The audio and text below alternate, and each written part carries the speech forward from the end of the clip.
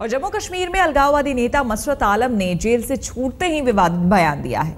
मसरत ने कहा है कि वो छोटी जेल से बड़ी जेल में आ गए हैं। मसरत की रिहाई से पीडीपी की सहयोगी पार्टी बीजेपी बेहद नाराज है।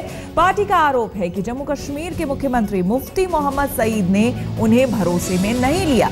वहीं पीडीपी अध्यक्ष महबूबा मुफ्ती ने दो टूक कह दिया है कि उनके लिए गठबंधन से ज्यादा चुनावी वायदों की अहमियत है, इसलिए कम से कम पीडीपी अपने फैसले से डिगने वाली तो नहीं दिख रही है। ऐसे में जो मुश्किल है वो बीजेपी के लिए है कि ऐसी स्थिति में वो किस तरह से इस गठबंधन धर्म को निभाए।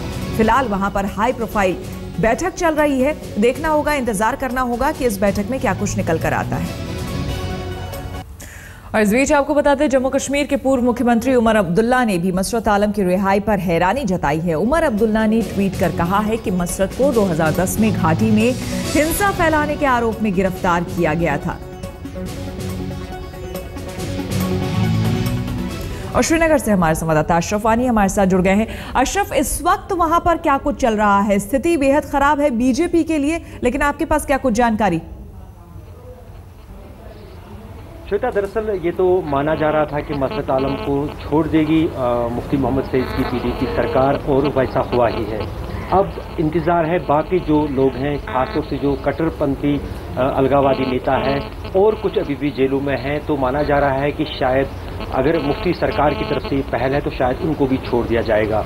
एक बात तो साफ है, मसरत आलम के छोड़े जाने के बाद जेल से इतने करीब 4 साल से भी ज़्यादा समय तक वो जेल में थे, तो उसके बाद छोड़ जाने के बाद कहीं ना कहीं अलगाववादी संगठनों में एक जान सी आ गई है। और जैसे मसरत आलम ने हमारे साथ बातचीत में भी कहा कि वो अब दोबारा से जिस अंदाज से उनका आंदोलन चल रहा है जम्मू कश्मीर में, उसकी शुरुआत करेंगे।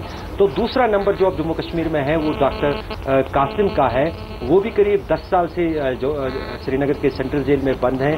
वो आसिया अंद्राबी जो कि दुख्तरानी मिल्लत की प्रमुख हैं, उनके पति हैं, तो उनको भी माना जा रहा है कि उनको छोड़ दिया जाएगा। तो जाहिर है कि कहीं ना कहीं जो मुफ्ती मोहम्मद सईद की पॉलिसी थी, जो उनके वादे थे, वो उनको पूरा करना चाहते हैं। खासतौर से जैसे कश्मीर घाटी में उनका फोकस है और यहीं से उनका जनाधार है, तो वो कहीं ना कहीं गठबंधन की सरकार कहीं ना कहीं अपने जनाधार को और बढ़ाना, और जिस तरह से महबूबा मुफ्ती ने कहा कि चुनावी जो वायदे हमने किए हैं उसे पूरा करना हमारे लिए बेहद जरूरी है, उसी के मद्देनजर ये सब कुछ कार्रवाई वहां पर हो रही है।